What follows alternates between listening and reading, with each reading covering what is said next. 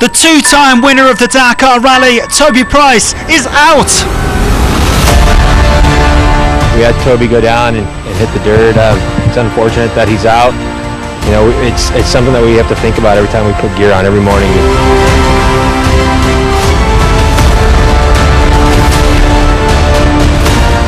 Every minute, every second is important. You can't afford a mistake, not a big mistake.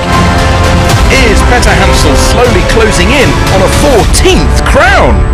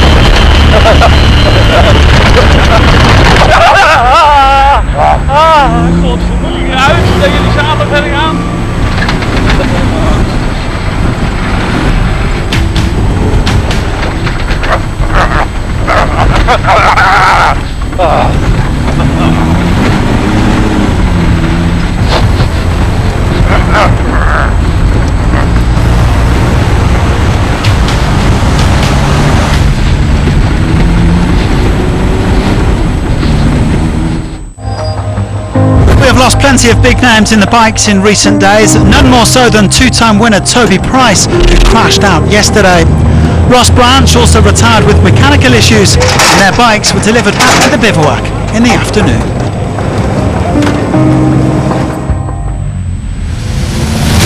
For those who are still going, this is what awaits on stage 10.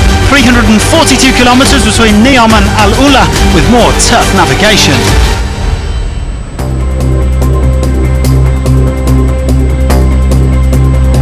Cornejo psyching himself up as he looked to defend or extend his 11-minute overall lead.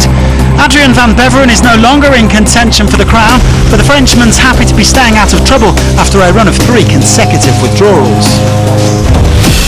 I'm happy with myself, I'm giving it my all. I don't want to have any regrets, I want to finish this Dakar. It was a big challenge to get back to my best level this year, fighting my fears and my physical problems. I am really proud of what I've done so far. Well, the Yamaha team decided to change Van Beveren's engine yesterday and take the 15-minute penalty that came with it. They're determined to see him go all the way. He briefly considered quitting the sport after last year's crash, but now he is just 2 days from the finish line. Rough going for Daniel Sanders today. He lost time with navigation errors. The top rookie making rookie mistakes, in his own words. He eased off late in the day ahead of what is likely to be a game changer on stage 11. Skyler House caught Sanders towards the end and he was happy with his efforts. The American shaving 5 or 10% off his pace but nailing the navigation. His rear tyres suffering a bit, but he's now 5th overall. Joan Barreda had a bad day yesterday with a crash, but he was feeling much better today, even if it was tough to overtake in the dust. He only lost around 3 minutes to the day's stage winner, and he's on course for his best ever Dakar result in 4th overall.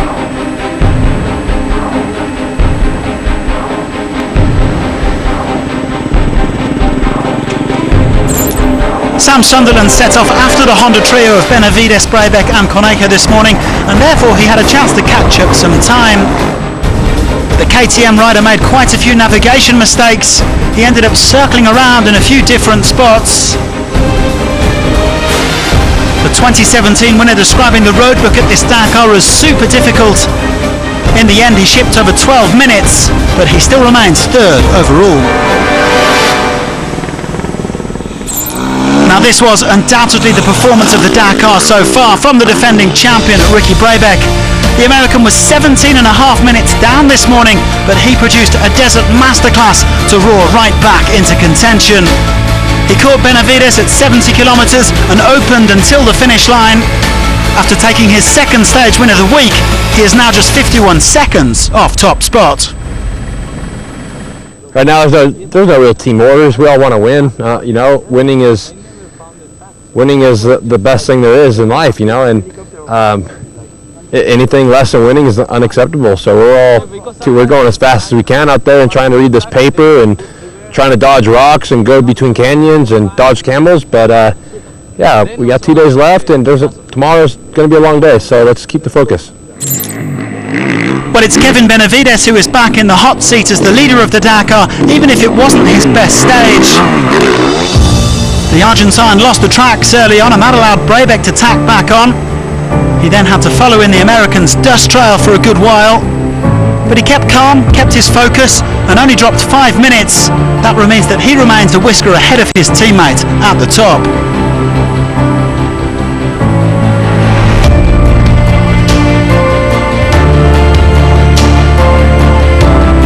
The big question then, what happened to Nacho Cornejo? Well, the Chilean was riding a little more conservatively than usual, but he was only around a minute behind Brabec at the halfway stage and still on course to remain in control of the rally. But he then missed a rock at kilometre 252, and it would have disastrous consequences.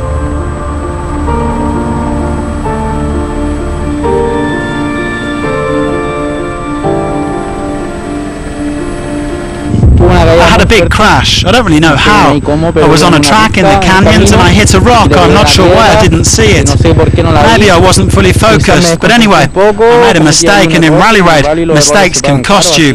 Luckily nothing's broken. Hopefully I can prepare the bike, have a good rest and keep going. We still have 2 days to go and we'll keep fighting. Well, originally Cornejo thought he'd be okay to ride back to the bivouac, but a medical examination showed otherwise. The Dakar medical staff instructing the Chilean to withdraw due to a concussion and sending him to hospital for an MRI scan.